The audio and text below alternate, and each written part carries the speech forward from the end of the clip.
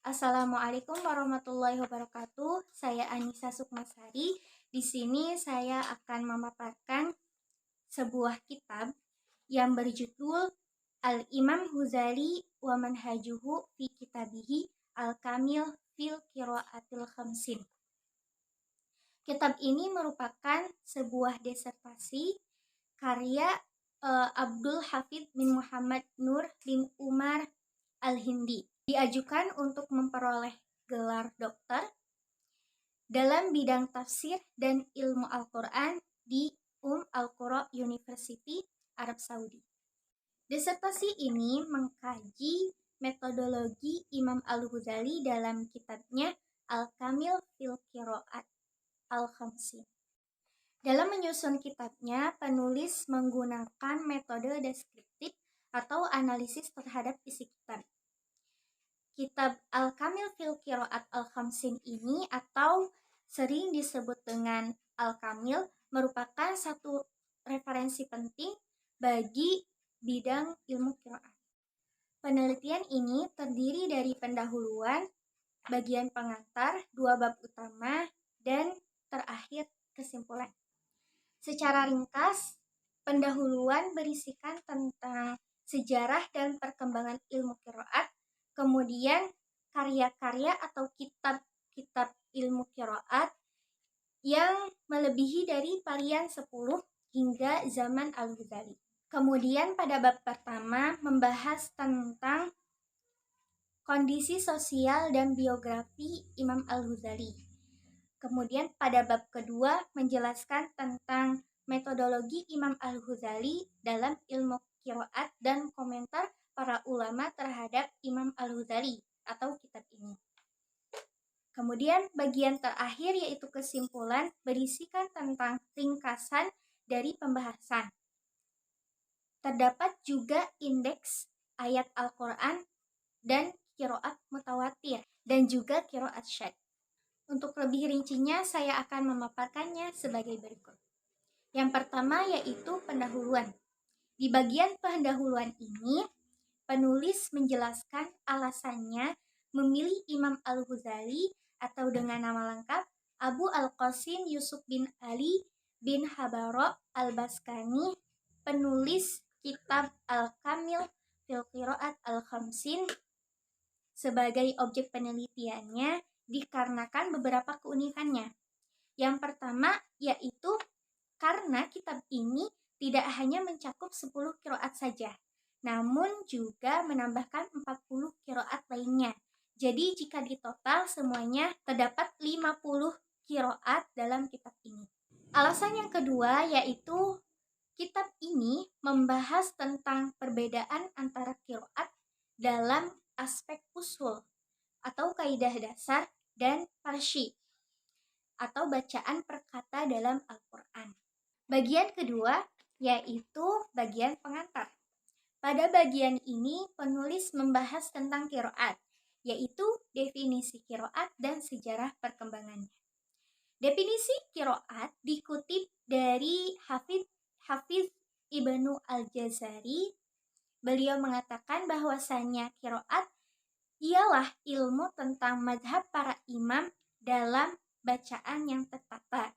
Selain definisi dari Imam Al-Jazari, terdapat juga beberapa definisi dari imam-imam lainnya. Selain definisi qiraat, Imam Al-Jarkasi membahas tentang perbedaan antara Al-Quran dan qiraat. Menurut beliau, qiraat dan Al-Quran merupakan dua hal yang berbeda. Al-Quran sebagaimana definisinya yaitu wahyu yang diturunkan kepada Nabi Muhammad sebagai pedoman dan mukjizat. Sedangkan qiraat ialah perbedaan dalam pengucapan wahyu tersebut, baik dalam cara penulisan hurufnya maupun pelafalannya, seperti ringan, tebal, atau sebagainya. Kemudian selanjutnya yaitu perkembangan ilmu qiraat. Seperti ilmu-ilmu lainnya, ilmu qiraat berawal mula dari zaman Nabi Muhammad SAW. Pada zaman itu, awal mula penurunan Al-Quran diturunkan dengan hanya satu dialek saja, yaitu dialek Quraisy. Hal itu menyebabkan orang-orang yang non-Quraisy sangat kesulitan dalam membacanya. Akhirnya, Nabi Muhammad meminta beberapa kali kepada Allah Subhanahu wa Ta'ala untuk memberi keringanan kepada orang-orang yang non-Quraisy. Setelah itu, Allah mengabulkan permohonan Nabi dan menurunkan Al-Quran dalam 7 ahruf atau 7 dialek. Sebagaimana dalam hadis yang diriwayatkan dari Ubay bin Ka'ab. Kemudian setelah itu, Nabi mengajarkan qiraat kepada para sahabat, baik secara individu maupun secara kelompok. Terkadang Nabi mengajarkan satu qiraat kepada satu sahabat, kemudian di lain waktu Nabi mengajarkan kepada sahabat yang lain dengan qiraat yang berbeda. Atau bahkan Nabi mengajarkan satu sahabat lebih dari satu qiraat. Setelah masa Nabi berganti dengan masa sahabat, yaitu pada sekitar tahun ke-30 Hijriah. Pada masa ini terjadi peperangan antar saudara muslimin dikarenakan perbedaan qiraat. Kemudian sahabat Hudzaifah bin Al-Yaman memberitahukan kepada Khalifah Utsman tentang permasalahan ini, yang pada akhirnya Khalifah Utsman membukukan Al-Quran menjadi satu mazhab sebagai antisipasi permasalahan tersebut. Kemudian Khalifah Utsman mengirimkan beberapa mushaf ke beberapa kota beserta dengan pengutusan qori yang berasal dari kalangan sahabat untuk mengajarkan isi mushaf tersebut dengan membacakan qiraat yang ada di dalamnya kepada masyarakat setempat. Dari sinilah muncul para imam qiraat di berbagai wilayah Islam dari golongan tabi'in. Setelah golongan sahabat dan tabi'in berakhir, muncul berbagai jalur periwayatan qiraat yang berbeda-beda dan menisbatkannya kepada Nabi Muhammad. Saat itu, para ulama belum menyepakati secara khusus suatu metode atau sistem tertentu yang harus mereka ikuti dalam periwayatan Al-Quran dan qiraatnya. Namun, di antara beberapa periwayatan terdapat 10 qori yang terkenal dengan qiraat mutawatir mereka. Namun juga terdapat beberapa kitab yang membahas tentang qiraat-qiraat lain selain dari 10 qori ini. Setelah bagian pengantar, dilanjutkan pada bab pertama, yaitu studi tentang Imam Al-Ghazali, zamannya dan kehidupannya. Pada bab pertama ini dibagi menjadi 2 bagian. Bagian pertama tentang zaman Al-Ghazali, yang mana pada bagian pertama ini mencakup 3 pembahasan. Dan kedua yaitu kehidupan Al-Ghazali, yang mana terdiri dari 11 pembahasan, namun secara ringkas isi pembahasan tersebut sebagai berikut. Imam Al-Ghazali dan kehidupan Imam Al-Ghazali, yang mana dimulai dengan tahun kelahirannya, kemudian perjalanan ilmiahnya. Penulis membahas tentang kehidupan Imam Al-Ghazali, yang mana Imam Al-Ghazali ini hidup pada abad ke-5 Hijriah atau pada tahun 403 sampai 465 Hijriah atau pada tahun 1012 sampai 1072 Masehi. Pada masa akhir periode ketiga Khalifah Abbasiyah, yang mana pada saat itu dipengaruhi oleh sebuah dinasti baru, yaitu dinasti Buwayhi, yang mana dinasti Buwayhi ini menganut ajaran atau mazhab Syiah Zaidiyah. Perjalanan ilmiahnya Imam Al-Ghazali dimulai pada tahun 425 Hijriah ke 11 kota, di antaranya yaitu ke Afrika, Syam, dan Irak. Kemudian beliau juga menjelaskan dalam kitabnya Al-Kamil bahwasanya ia memperoleh ilmu dari 965 ulama, mulai dari daerah Maghrib hingga ke perbatasan Paghana, Jibal, dan Hazar. Dijelaskan juga dalam kitabnya Al-Kamil bahwasannya Imam Al-Ghazali mengatakan bahwa ulama yang beliau temui untuk mempelajari qiraat yaitu sekitar 635 ulama, dan juga ia menimba ilmu yang dipelajarinya yaitu 355 ilmu. Setelah menimba ilmu, Imam Al-Ghazali diminta oleh wazir terkenal yaitu Nizam Al-Mulk untuk mengajar di madrasahnya yang dinamai dengan Nizamiyah. Kemudian mengenai akidah dan madhabnya, diketahui bahwasanya Imam Al-Ghazali berakidahkan Ahlus Sunnah wal Jamaah. Hal itu dapat diketahui dikarenakan beliau juga mengkritik terhadap madhab Syiah yang mengatakan bahwasanya terdapat beberapa ayat tentang Ahlul Bait dan Ali yang disembunyikan oleh para sahabat.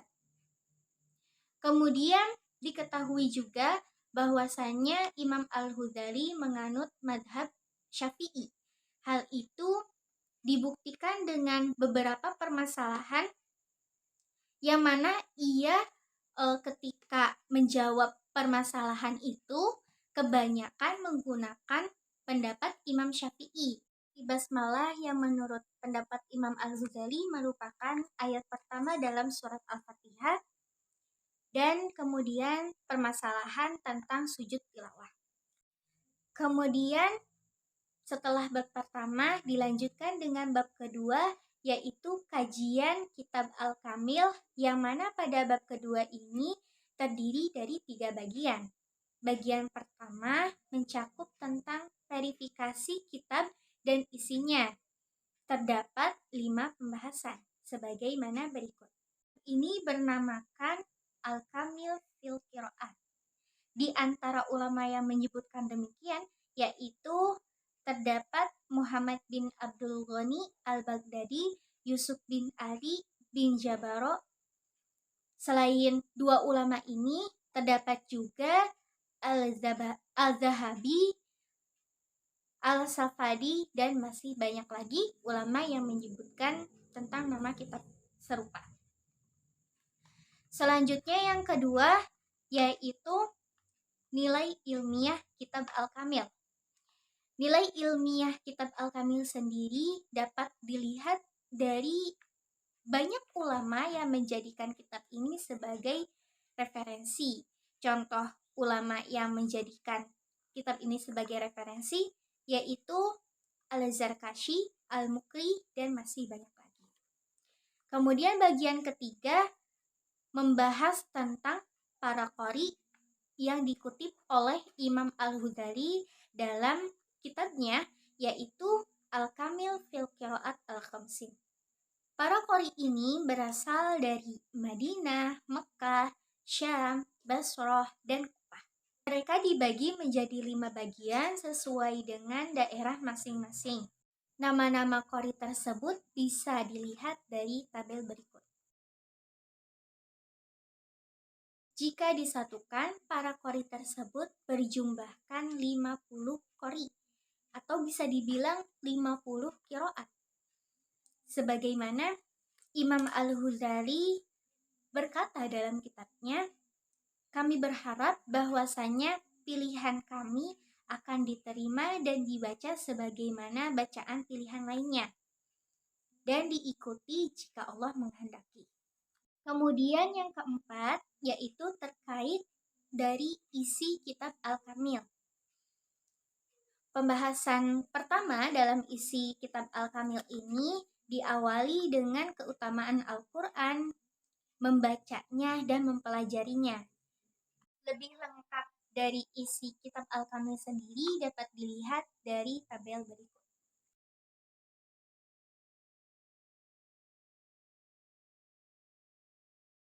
Kemudian bagian kelima yaitu istilah-istilah yang dipakai Imam Al-Ghazali dalam kitabnya Al-Kamil dapat dilihat sebagaimana berikut. Kemudian selanjutnya bagian kedua yaitu metode penulisan kitab Al-Kamil yang mana terdiri dari 11 pembahasan.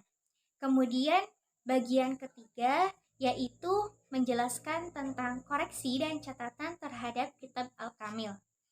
Setelah bab kedua selesai, dilanjutkan dengan kesimpulan.